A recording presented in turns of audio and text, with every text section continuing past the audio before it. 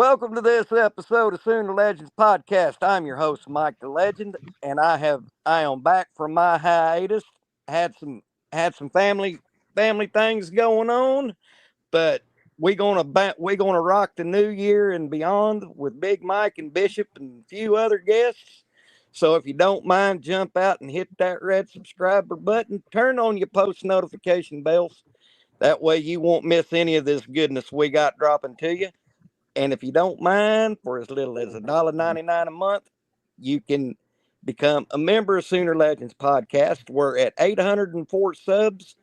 My goal is by the time toe meets leather on the first game, I want to be at 1,000.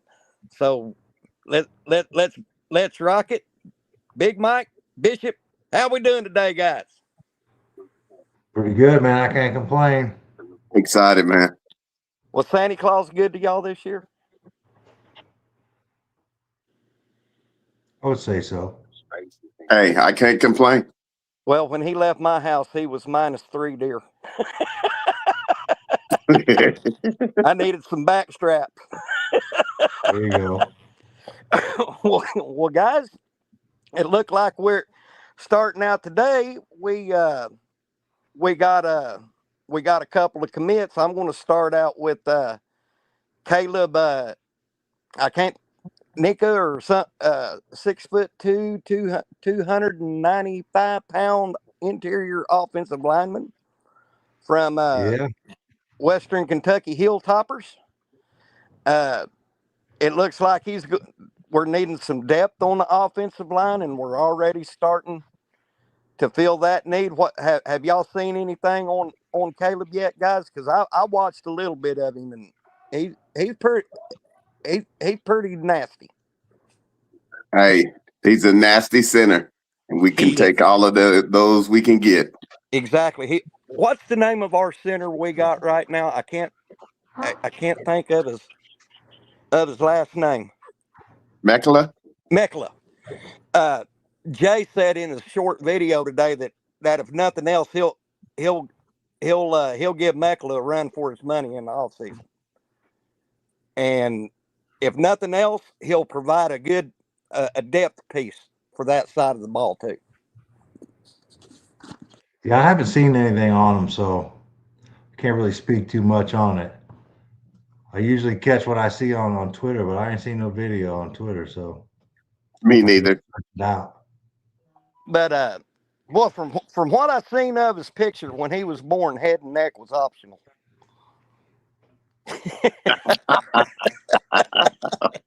He's big boy, real big boy.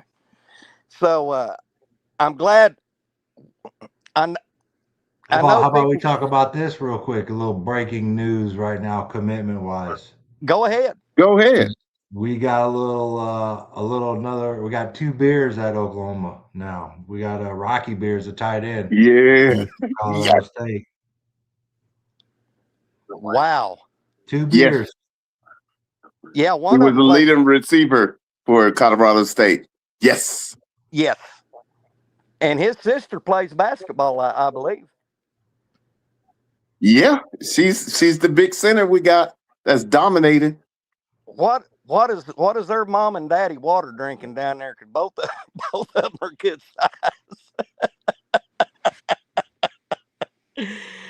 Well, that's good news because this was going to be my next guy we talked about, the big tight end we got yesterday from Florida, Hayden Harris, 6'8", 269 pounds.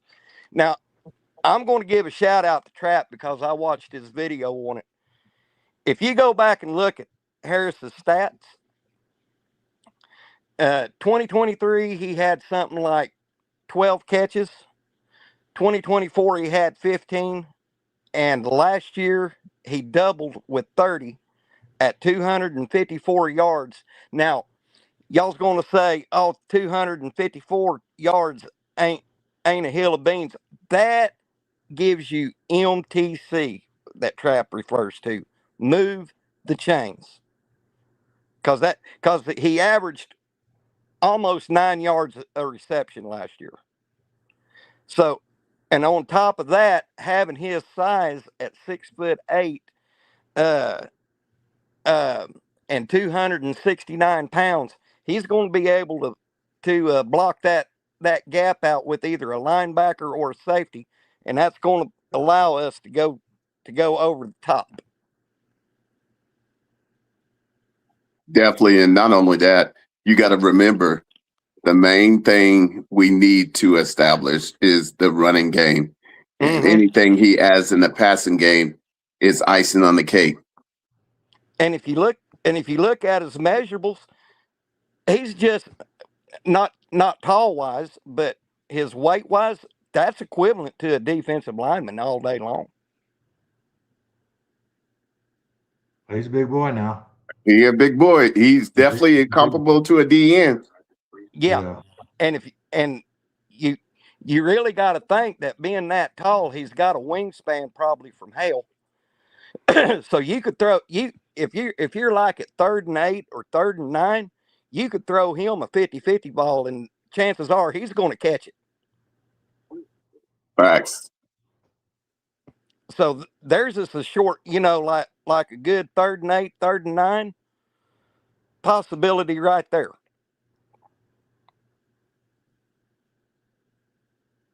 Not only that, just think about it. For once in a life, we got a true tight end, not one that you have to mold, but a tight end that has been playing that position. So the intangibles is already there. Mm-hmm. Yes. What you think on it, Big Mike? Yeah, it's a big boy, man. It looks like he can catch the ball and run. I've seen a couple clips with him. Uh, I'd like to see him. I'd like to see some clips on him. Run blocking. And now I'm not going to say that run blocking in the Mountain West is the same as run blocking in the SEC, but he's got a spring and a summer to get better, or winter, spring, and summer to get better at blocking. So, Hey, Well, are we gonna have a spring game, you guys? I think spring games are gone, dude. That's what I was thinking. Yeah, But- shitty as that sounds, I think they're gone. man, that just breaks my heart. I miss the spring games because at least that gave us a look at, kind of a little taste, if you will, Yeah. of things to come. But like I said, this guy we got from Florida, Hayden Harris, I don't want to hear anybody bitch. Well, can he play in the SEC? He played in the SEC, by God. Yeah. So, and the thing, like I said, I can go back on this. The thing I like about him, and I said this on Coach Rick's show last night. Who else in the NCAA has a 6'8", 269-pound tight end? Nobody. So what that's telling me is Jim Nagy is being used like he's supposed to be used. He's going out and you ain't going. The way I'm perceiving it with Jim Nagy, you're not going to be a Jag coming to OU under his watch. Yeah, I I'm feel starting like to see where he's being he's making sure that they fit the mold and that there's not much catch up time. So they're on their P's and Q's, that's for sure. Yeah. Go ahead, Mike. yeah, I just feel like we often assimilate Jag as a derogatory kind of like a dig at a player, but I mean, you need guys, right? That are you can't have a team that's full of studs or elite players, right? You're gonna need those role players, those Jags, just another guy. You know what I mean? So I'll I mean, call them ambassadors instead of Jags is ambassadors, man. you just need a good teammate. You know what I mean? Yeah. Right. Them Uso dogs know who I'm talking about. Oh, yeah. They know what's up. Yeah. And I've been waiting for this one because I got stats for y'all. Earlier today, we picked up from the Virginia Cavaliers, a wide receiver by the name of Trell Harris. Now, I went and deep dug him.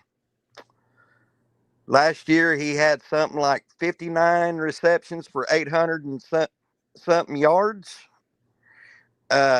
He was thrown to 87 times and only dropped 2. And he's 6 foot, 200 pounds, runs a 4.540. That, to me, 4.5 down to 4.3 is what you want in a wide receiver. Now, with Trell entering the game with us, if you remember last year, we only had 2 receivers that would go vertical and get you, and that was Sategna and Burks. Now you add Trell to that mix, which Deion Burks is gone. You add Trell to that, and I watched his clips earlier today. He can get vertical. He's very good on the move. He's got quick feet. He was also all ACC last year, and he's got, like I said, he only dropped 2 passes last year. So there's going to be another vertical threat downfield. Plus, with his size and that speed he's got, there's you a fast slot receiver right there. That dude can move now. Old Trail. I seen a couple of videos. That dude can run and get deep, get behind the defense and catch the ball. I like his route running. Yes. He's crisp. Very crisp, very precise. You can tell that when he's getting downfield, he's got them wheels turning of what he's 2 moves ahead of what he's wanting to do, and that's going to give the DBs a fit next year when you add him to the mix. Now, if we can get Livingstone, you add Harris and Livingstone in that mix, dude, that's going to be freaking awesome. Yeah, I think they're trying to get some depth going on the in the receiver room. Instead of having 3 guys, the same 3 dudes out there. I think they're trying to have a nice little rotation and build up a bench. At least that makes sense to me. I don't know if that's exactly what's going on, but it's kind of what I see. Go ahead, Bishop. No, I'm saying the same thing that Uncle's saying.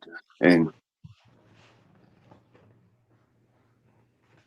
hey, Bishop, have you watched any of Trell's film? just a little bit that was on X. It's not enough to really go in depth. I reserve it. If you really want to watch a good clip, go back. His biggest game last year was against Duke. Okay. Go and watch that one, and you'll go, wow. Because that's what I did. I mean, like you said, he's a very crisp route runner, and like I said, from what I've seen, he's 2 to 3 moves ahead of what he's pre-planning everything as he's going downfield, which, that kind of stuff ain't taught, if you know what I mean.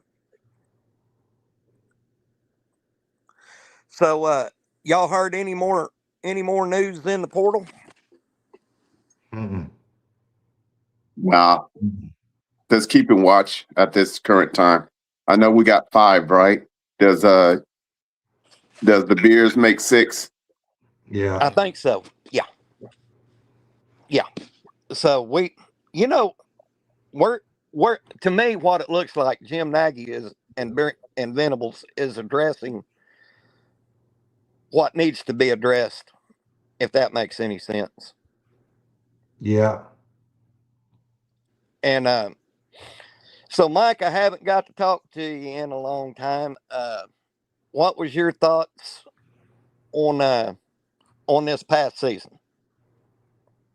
I mean, I think if you look back to the beginning, in the summer when we were talking about it, looking at the schedule, and how it was, the teams were looking up and we had the gauntlet, and the toughest schedule in the nation. I think, I predicted 9-3 Um, and with the possibility of it, swing or whatever. But I think if you would have said 10-2 and going to the college football playoff, um, everybody would be like, hell yeah, sign me up. You feel me? Like Mm-hmm. that would be an amazing season for all of us. And I feel like, people would be like, yep, I'm good with that. But I tell you, as it went along and that game, the playoff game, bro, that didn't go over too well with your boy. You know what I'm No, saying? Like I didn't like the way that ended, and I felt like we left a lot on the table. we did. And there was a lot of meat on the bone. And if we're Facts. I almost feel like we had a championship defense that we kind of just fizzled out on. A Yeah, championship defense that we fizzled out on. So I mean, looking back on it, man, like it was a hell of a season. That end of the year was amazing, and I had a great time, and I'll never forget it. But that sucked. I ain't gonna yeah. lie to you, it sucked. All that. You Well, know what I mean? we got, we got the often imitated but never duplicated, Dude, you stupid. often handsome Mister I Coach don't know about Rich. all that. Coach, how we doing today, my brother? Doing pretty good, man. How you doing? Doing good. Well, did you ever? I know I blew your phone up today, but did you ever get to go back and look at Trell Harris from Virginia? No, man. I've been doing conference calls all day and Same here. I've been dealing with training. coaches calling and trying to get evaluations for players and stuff like that, man. So I've been very busy all day. Well, I got an interesting stat for you about him that I mentioned to Mike and Bishop. He was thrown to 87 times last year, and he only dropped 2 passes. Yep. I mean, Yeah. man, look, it's Mike. I'm glad you said that, man, because I was feeling that way about the game, and I try to overlook it and say, let's just move on to next year, man. But I think a lot of people, man, feel kind of salty the way that game ended. Yeah, There's no Man. way you're supposed to have a 17 Fact. point lead and let that shit just dwindle away.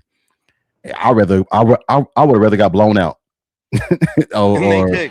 something like that. But to be up the way the atmosphere was and the way the game went, it just bothered me. But that's football and it's a learning curve. But I'm tired of being on the learning curve end of the stick.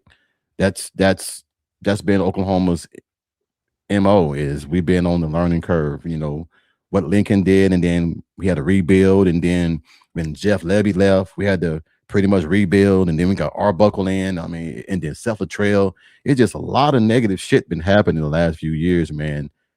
To a great coach and a great staff, but it's just I don't know what it is. Hmm. I really don't know what it is, man. I can't put my finger on it, man. I'm trying, and no matter how much video you look at, the answer is still the same. You play like shit the second half of the damn football game, and you just let them just do whatever they want to do. They Yeah. scored 34 unanswered points to win the ball game. Yep. They sure did. You Uh, know, I, I don't think it's a Coach, curse, Sooner Cowboy. I don't think it's a curse. I just think, man, that people don't understand how this damn NIL has evolved every damn thing.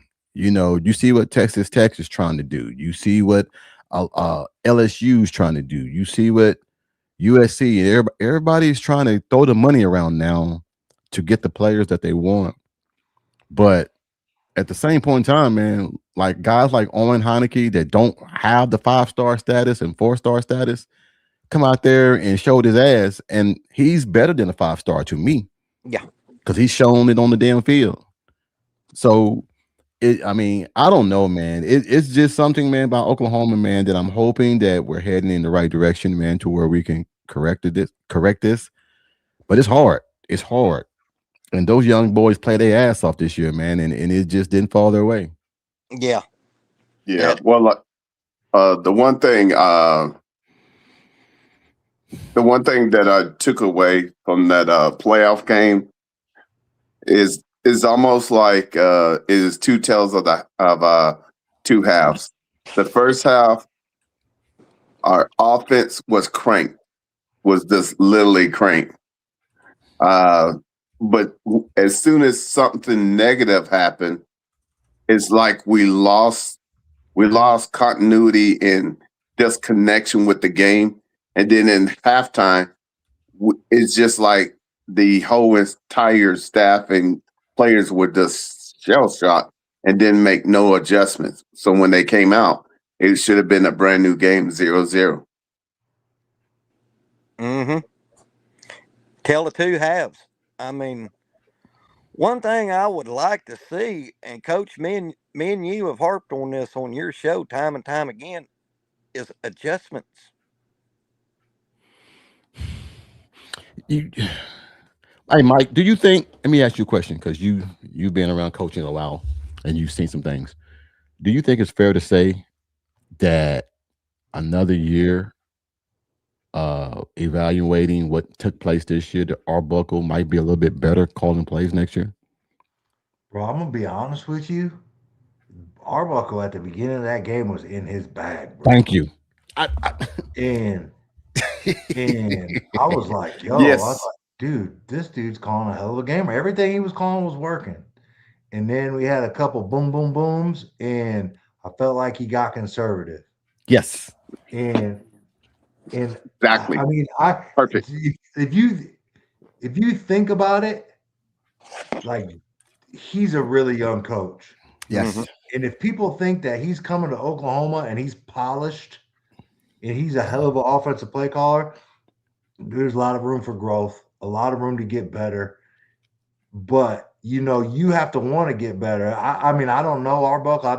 I've been around him a little bit, but like, there's got to be a self scouting, a self reflection, and a self evaluation to where you got to realize what your strengths and weaknesses are, maybe your tendencies, and realize that there's a lot of playmakers on this team, and it doesn't all have to come from one guy, Yep. and we can spread the ball around. But I mean, there has to be improvement, there has to be growth, um, and he's got to keep getting better. I mean, I think there's stuff to build on, but I mean, yeah, to be honest with you, Coach Riggs, yeah, I think he's got to be. I think it's got to be better. Yeah. You got to be able to say, you know what? Let's have the uncomfortable conversation. Mm-hmm. Kevin Wilson, I need your help. I'm getting my ass whooped. You know, Yeah. there's something things that I see, they're not working. And you got to be able to pull somebody and say, I always remember, I said it last night, that movie, Remember the Titans, when the defense, in the championship game, he's getting his ass whooped and say, Coach, I need your help because he's a mile ahead of me. And you got to ask a coach and everything that might have a different version of how things happen. My neighbor, which is the Alabama fan, he told me, he said, the only reason why we beat y'all, we started blitzing because we tried to play zone and y'all was killing our ass and we had to switch it up. When the team wants to blitz you religiously, you got to screen past their ass to death. Yeah. Screen past their ass. I don't care Facts. if you do quick hits. I never understood why teams stop doing the quick hits. If I got a receiver out there and that guy's playing 12 yards off him, I'm going to throw that ball fast as I can to his ass. I'm at least get 4. Yeah. And if he misses and make a wrong step, it's to the house. We try to get so conservative and try to do these plays that are perfect. There is no perfect play. Football is a game of momentum, Yeah. a game of momentum. And we had it and we let it go. Once you let it go, it's hard to get it back. Listen, hey, Coach Riggs, when Mateer chose to throw that deep ball Oh, God. to a running back,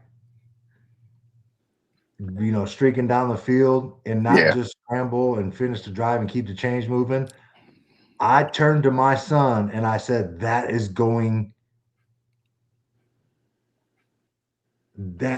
that's gonna haunt us. And bro, as I was saying that to my son, is when we botched the punt. You know Yep. what I mean? And Yep. it was a momentum break. We had it all. We had every ounce of it, and it cost us. And I'm a sure thing type of dude, and I know a lot of people got different um got different opinions on it. But bro, like I just feel like we got to take the easy first down. You feel me? Yeah. And keep them chains moving. But I and you know, it's just an unfortunate thing, man. Like I know X is a hell of an athlete, but I feel like in the moment streaking, like he doesn't practice those kind of routes, like running deep game time. Like he's a swing guy, check down over the middle. Like those are the routes he practices, and to ask him to catch that going deep, streaking across the field at night in a college football playoff game, big time moment. Bro, that's it. That's different. If you think that's like running a streak outside in the street and catching it, like you're sadly mistaken. And I think it was a little much, man. And I think the decision making, we got to be better at it, man. And sure thing, man. And take the sure thing. And now, don't get me wrong, man. The second half was something, bro. Their D line got after our ass. Yeah. And they were all over us. But man, yeah, that just to me, man, I felt like I had to get that off my chest. No, you said that just right, because after the surprisingly shocking 50 Cent thing, we go right down there and score. We go right down the score, and then we're getting the momentum back, and then it just falls apart piece by piece. And someone was telling me, "Oh man, your kicker." I said, "Man, look, that's one person I'm never gonna say anything about. That man has been clutch all damn season. He's due for something to happen bad. I don't give. I'm never gonna say anything bad about him, because there's a lot of damn games we should have lost. Facts. Yeah. Facts. To not even get to this point. So that's hard on him, and that's gonna only make him better when he come back. Right. But it's just, I don't know, Mike, man. I just think that a buddy of mine was like, "Coach, this is y'all year." I said, "Man, look, we keep saying that shit over and over and over and over and over again, that this is the year, this is the year, this is the year." And two things are true. Hey, if y'all don't have the notifications on Hayes Fawcett on Twitter.com we just landed another cornerback from Oregon. Yeah. Coach Fields. Yes. Dang. Dude. Keep us up the breast. Bro, I'm trying to tell you, that's 262, 198 pounder. 3 years of eligibility. What? I told people, stop panicking about people that you're losing that has only given you 20% of something the whole season. I get it that we keep saying, "Oh, we losing the depth. We losing the depth." If you're losing depth that has never played, you're not really losing anything. That's right. You're gaining some. Put it like this. You're taking up a spot that somebody else can come in here and contribute. You can't bring somebody else in when you, and I'm not gonna never call it dead weight. I'm never gonna say dead weight, because these young men came in here and they tried, but it's next man up. And I really believe, and man, and now I can say it. I can say it now. Since they let go of Lincoln Riley's brother at Clemson, it's about to be a shit show at Clemson. Oh yeah. It's about to be a shit show at Clemson, because Dabo's trying everything. He's trying everything. What he don't realize, the only person that can fix that is in Norman. The only person that can fix that shit for him is in Norman. You're not getting that back. You're not getting that Clemson era back. I don't give a damn who you bring in, who you dig up, who you try to go pay. Facts. Brent Venables was the heart and soul of Clemson. Yep. They just lost 4 players today. Yep. Jumped in the portal. Yep. So I'm just saying, man, like I said, I know Wes Goodwin is trying his hardest to get players to come, and it's not going to be good for Clemson here, man, going forward, because a lot of those guys and everything, man, between South Carolina, between LSU getting Kiffin, and Oklahoma, there's going to be a lot of guys leaving Clemson. Oh yeah. Yeah. And more than anything, I think at this time, I think Nagy has shown us that his crew, on what they've been doing in 27, oh man, I got total faith in him. They're doing work that, that we was wondering, could he do? They actually doing it. And they, whenever they get someone, they vetted them. And so we just got to let him do some work. Understand he's not perfect. I'm not trying to say he's perfect, but understand with his staff, they are getting the best pieces for what we really need to do so we could go all in on 2026. Right. Mike, can I ask you a question? Maybe you know the answer to this. Big Mike. Ask away, bro. Is there truth to the rumor that Nagy has 10 guys that are on his budget to where he goes out and all they do is look for talent? I mean, I don't know numbers, but I know we got a lot of people. A brother-in-law said that he knows Nagy. He said he has about 10 guys, and that's all they do is look through games and footage and circle guys and find out the inconsistencies and everything of what they like, how their parents are, what they need, what the stats are. And I think when you break things down like that, I think a lot of schools are doing that, bro. I'm gonna be honest. okay. I think and that's not just specific to Nagy. I know schools did that prior, and I just think I think that's just the best practice, right? Because hey, the old adage is true, bro. You recruit your problems. And a lot of people do their history and do background checks on people and and recruits in their families. You know what I mean?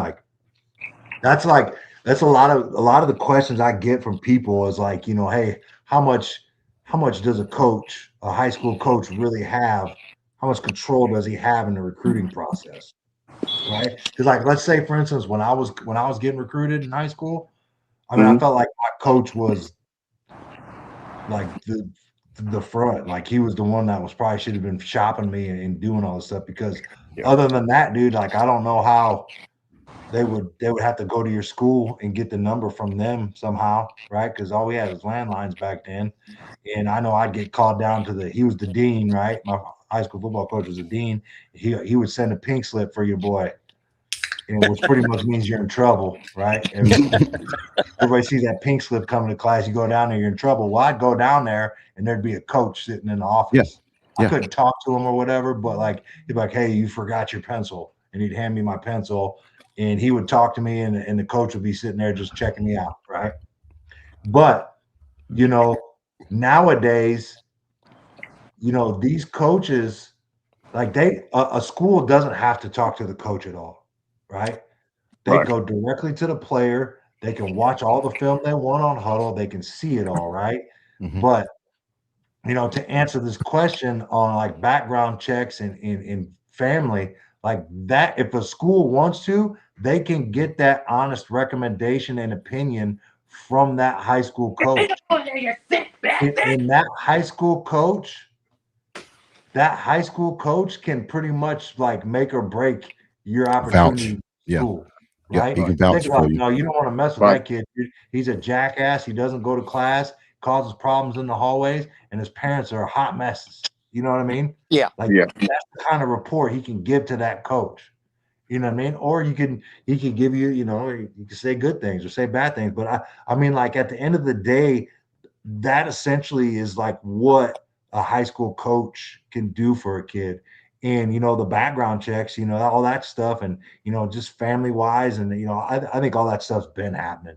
You know what I mean? But I think Nagy's just probably got a little bit more resources and maybe a little bit more connected. I've met and had great conversations with Lake Dawson. I mean, if you don't know who Lake Dawson is, just do a little Wikipedia. Great dude. Really, just out of his way to come talk to you. How do you say what's up? You know what I mean? Haven't met Stacy Ford. I've talked to Nagy once or twice real quick, but I had the most interaction with Lake Dawson. And let me tell you something. We're lucky to have that dude. That dude's connected, man. That dude knows what he's seeing. You know what I mean? Lead guy, high level, played a lot of football. So yeah, man, they got a staff and they got a little like I always like to refer to it as the dungeon, right? Where they got a bunch of dudes down there just on Twitter and looking at film, all hours of the day, just thugging it out and forwarding stuff to them to check out. But yeah, I think that's a common practice. Hey, Had you guys talked about the two tight ends that we got? Yeah, yeah, Rocky Beers and but Hayden. Coach, And Hampton, you didn't go ahead. jump in. You didn't Yeah, jump in for this one. I don't think he is here yet. yeah. Uh, I watched Trap's video yesterday, Mm-hmm. and if you look at that big tight end we got from Florida, Hayden Harris, I believe his name is, or something like that. Hanson. Yeah. Yeah, yeah, Hayden Hansen. If you notice his numbers from 2023 to 2025, they went up. He at 2023 he had 12 receptions. 2024 he had 15, and then last year he doubled at 30 at almost 9 yards average a catch. And what I told the viewers, Coach, is that's what you call MTC yards. Move the chains. He'll be good. Like if you're at 3rd and 8, third or 9, he's got the reach, he's got the length with his arms. You could toss him a 50-50 ball, and there's your easy first down. I think the height is going to be an issue. You think so? When you 6'8", you can just throw that thing up anywhere. Yeah. You know, but being in the SEC for a few years and everything, that's the one thing that I like. We don't have to worry about, is he going to adjust to the physicality of the SEC? He brings the pain. He's not going to run from the pain. So, Right.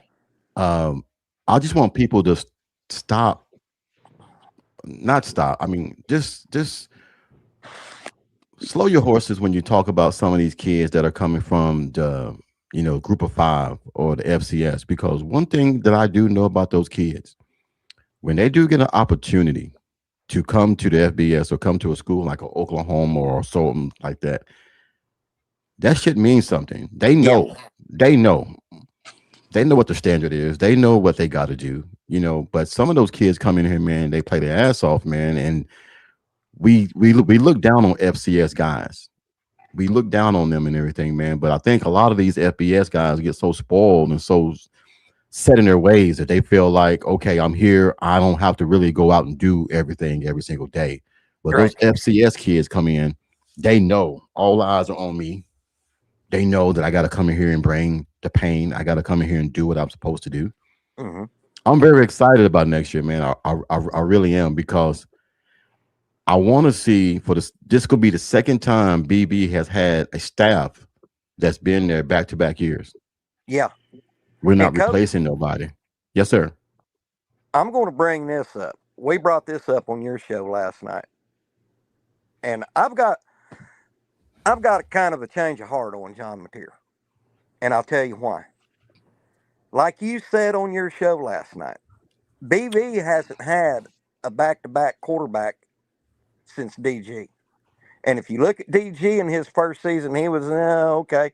But that next season, before he transferred to Oregon, Yeah.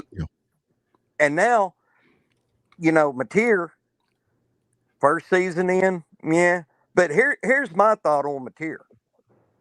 And not only is it his mechanics, but I think his broken thumb got in his head a little bit, thinking, "Oh, I got to protect this hand, or I'm going to get hurt again."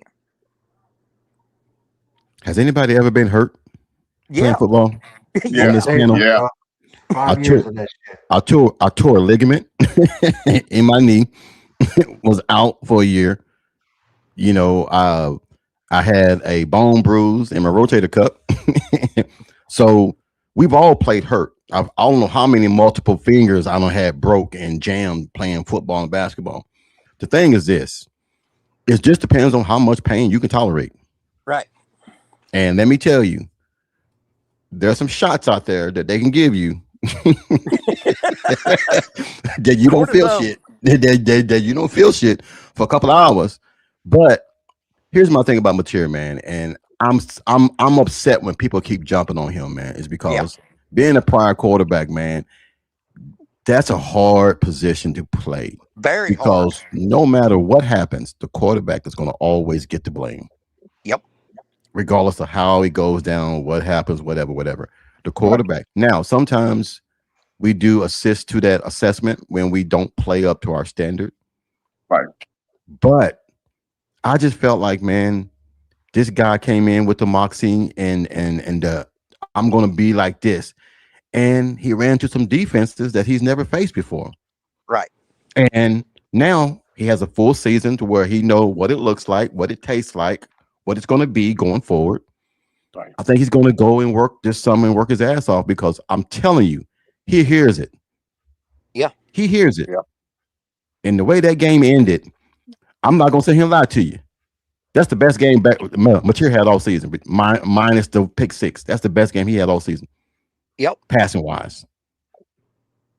Now, maybe I'm just a homer and I saw something, but he was throwing the ball, doing the things. My thing is now you're going to have to make the adjustments to say, okay, if they're blitzing me, I got to have something in my arsenal to where I can go to every single time they're going to show me something that I haven't seen. Right. So that's my little thing on them. And I agree with you, Coach, what you said on your show last night when I was with you. Mateer ought to get up once he has an established group of wide receivers, go to an undisclosed location and say, hey, we're going to work on this. Now I got one also to add to that. Wherever said undisclosed location is, Arbuckle and Coach K needs to do the same thing with Mateer. Have a list. Say, okay, here's what you did good last season. And on this side, here's what you did bad last season. Let's get the good. Let's work on the stuff you were not good at, and bring it up to your. Does that make any sense, Coach? Or am I just talking? Bro, he got listen, man. He has to work. Here's if I had to say, right, if Coach Arbuckle called me or Kuzieski, right, if they called your boy and said, give me 3 things, right? Give me 3 things to work on. And bro, it's not hard. Mm-hmm. It's not hard, but we got to have calmer feet in the pocket. Yep. We got to have better throwing mechanics. Yep. And we got to be more decisive. Exactly. Those are my 3. If I had to say, and people cared about what I said in the Switzer Center, those would be the 3. And I'll piggyback off of that. Go ahead, Bishop. I really would like for Mateer to really own this offense and have audibles. So when he reads a certain defense, he's not stuck in a play that he's throwing a preordained read. You're right. And I'd like to see him quit playing Pat the Baby in the backfield. You know what I mean? I do. What? Playing Pat the Baby. Playing Pat the Baby. Yeah. Indecisive. That would probably go with your better decisiveness, Big Mike. I would say just be more consistent. I think that the quarterback's coach, I think that Arbuckle and I think Kevin Wilson and even BV, they got to start bringing BV on some of these things, man, because I think sometimes BV has to start. They're going to start vetoing some of the shit that's been that be called. Thank you. Yeah. You know, I know that he don't have a headset on for the old offensive side.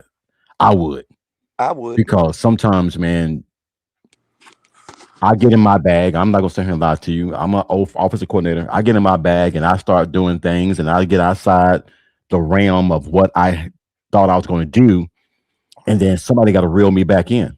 Hey, coach, you going far left. Bring that shit back in here. Do the basic. If I'm nickel and diming you down the field, why do I volunteer to switch it? I'm gonna make you make me switch it. And when Arbuckle, and like I said, I can't put all this on Arbuckle, man. Like I said, it's a package deal. Yeah. Being an OC, being a head coach, being a quarterback, I can give an assessment of all 3. That is a trifecta of a decision to make. Is that sometimes I know what I'm supposed to do. It's just that I got to do it. Right. And if I can't do it, there's always a play that and coach and Mike, you know this. There's always going to be a safety play for any quarterback. Any quarterback will have a safety play. This is your safety play. I just think that if we're going to run the damn ball, run the damn ball. But I'd rather have a running back running the ball. Mm-hmm. Yeah. I'd rather have a running back because, like I said, he runs with tenacity. He runs with anger. He runs with vengeance. A quarterback run, he runs to get to what he needs and slide. Yep. I ain't never in my life seen a running back slide. Me either. So those are my little assessments. I just think that we just need to be a little bit more consistent, and it's okay to nickel and dime a team down the field. It ain't got to be the big sexy plays and the big, Right. you know. I think Arbuckle heard it so much. We need what Lincoln Riley brought back. We need, so he was trying to do the sexy plays and the long plays. Take the 5-yard curls. Shit. Take the Yeah. damn zigging out. Take the dig routes. Take that shit. Excuse my language. Take that. Mm-hmm. Because if I can 5-yard your ass down the field, I'm gonna do it. Yeah. What's that you always say, Coach? Run it until you stop it. Hey, and look, anyway. You know what I'd like to see BB do? I love him to death, and I will always have BB's back.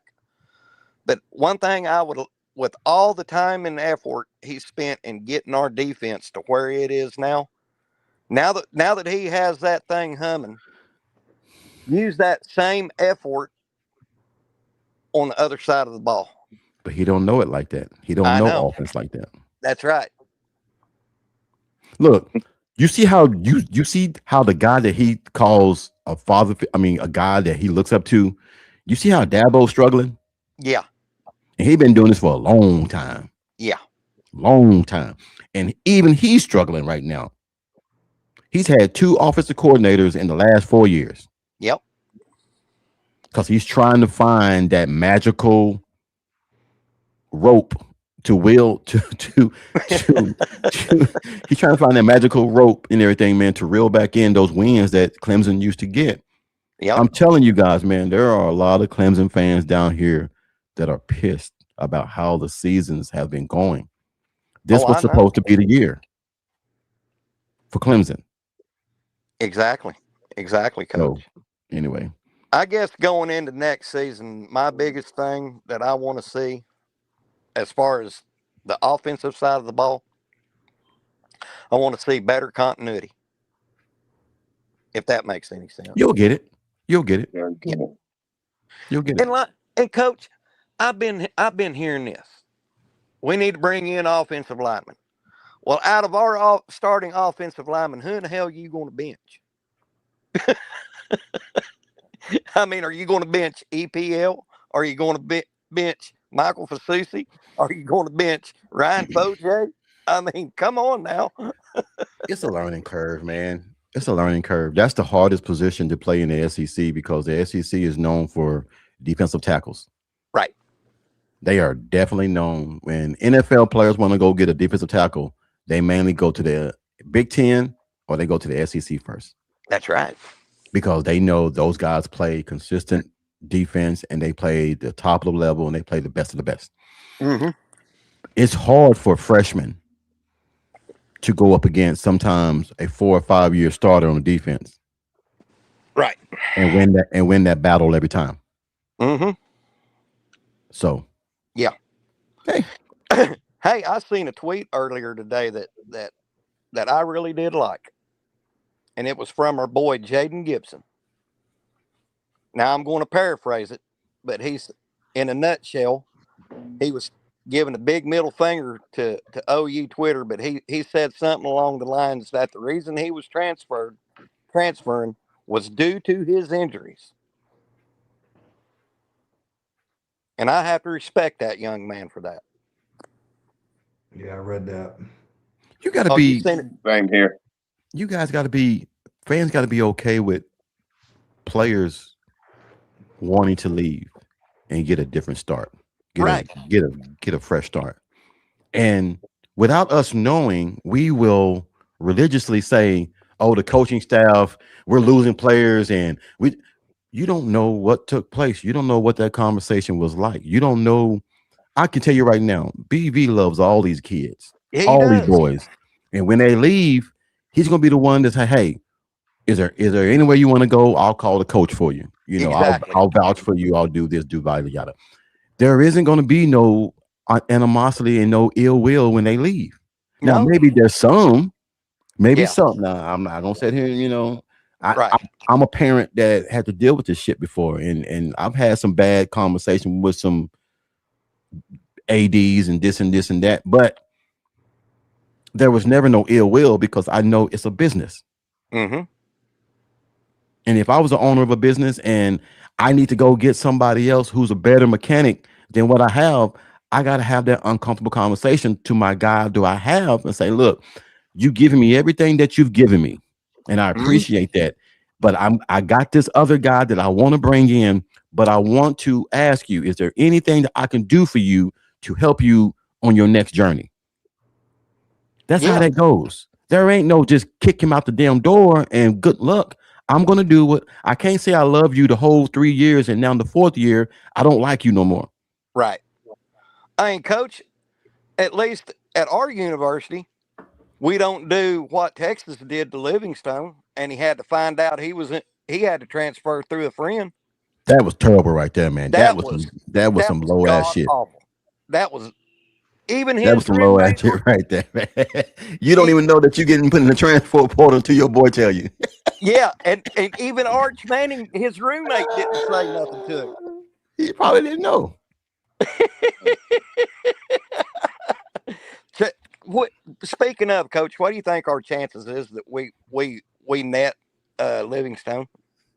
We're gonna get him. I guarantee you. How much y'all want to bet? you. How much y'all want to bet?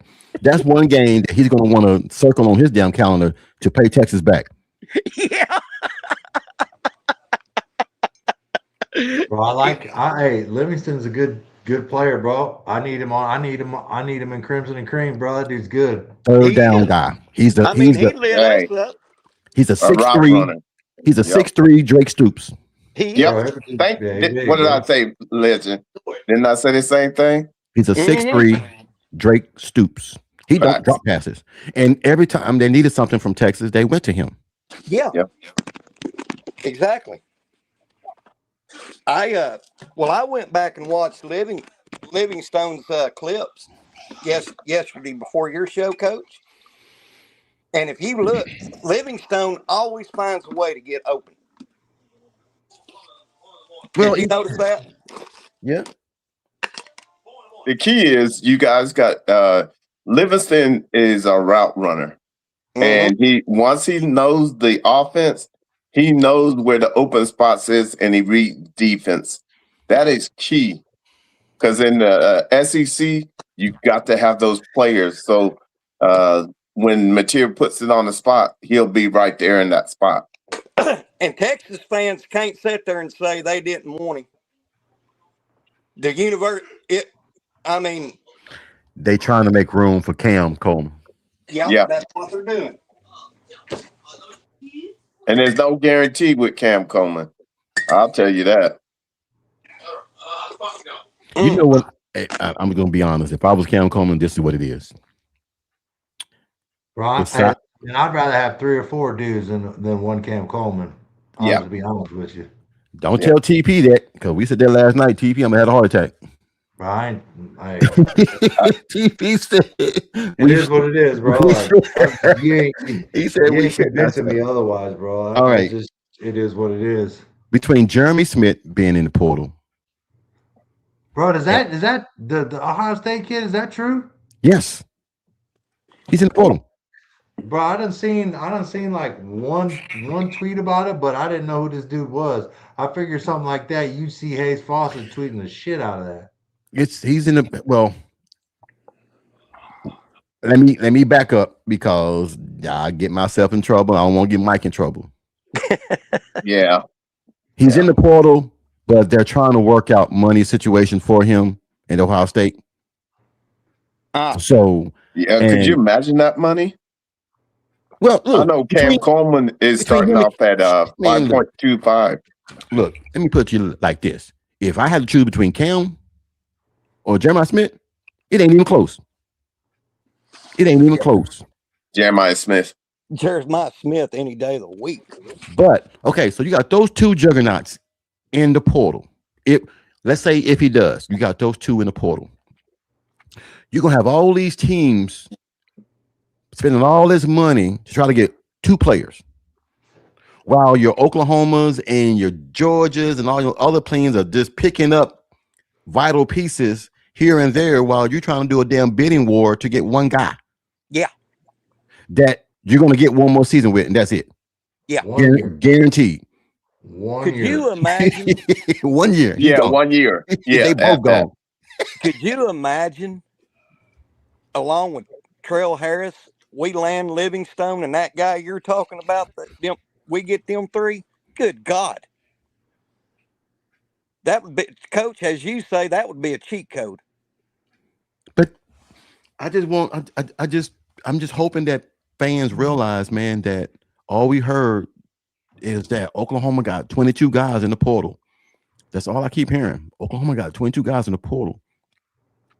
Of those 22 guys, maybe 4 or 6 contributed more than 20 or 30% for the whole season. And it's not because of lack of talent, it's because of injuries. Right. So Well, I'm sad to see him go, man. But Yeah. we have to have, like I said again, we got to be able to have the uncomfortable conversations and say, if we want to get our first win in the CFP, this is the road we got to go down. Mm-hmm. Mm-hmm. well, And you don't want to beat Colorado and lose 57, do you? I did say that 5-7. you know, I don't know, man. They got 15 scholarship players left. 15. Wow. No, That's they won't be able crazy. to. They won't be able to keep Cruel off the field next season. Kids a problem. Uh-huh. Yeah. But see, we're not even talking about all the kids that Oklahoma got coming in already. Exactly. From high school. Yeah. They got some dogs coming in. They do. Oh. Hey, Megatron is legit. Let me just tell you, that kid is legit and he's book smart. So, Hey, Coach, Yes. since we got Big Mike on last night, that question you asked that we asked the between us and the chat, something about what what needs to be addressed in this next season or something like that. Oh, I got it right here. Let me see.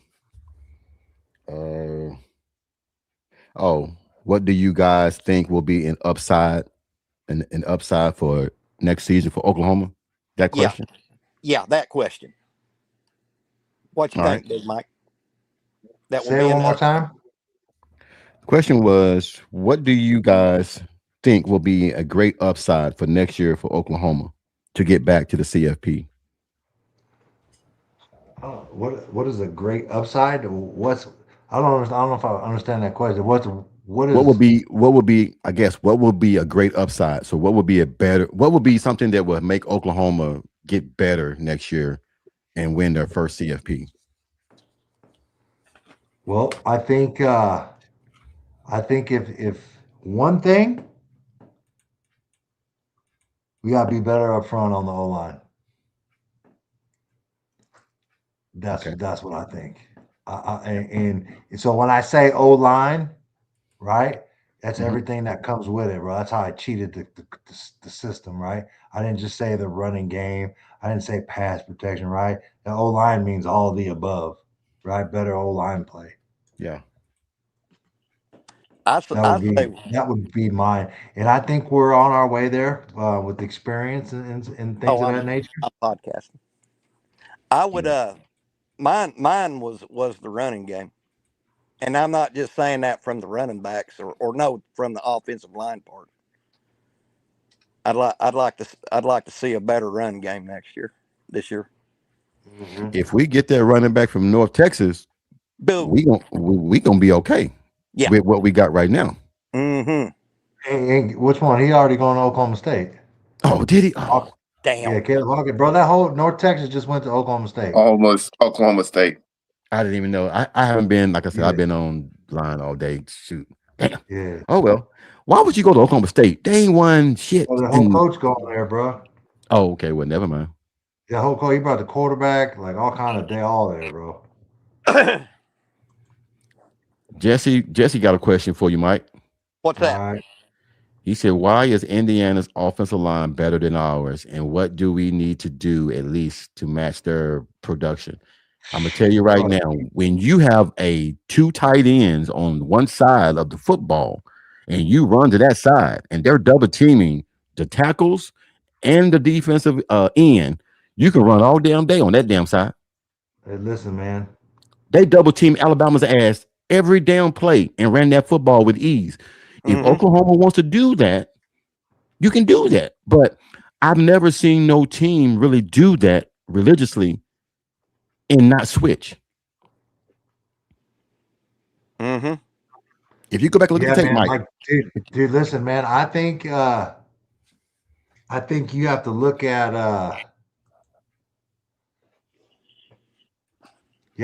that team, man. Those dudes have been together for a while, and relatively injury free.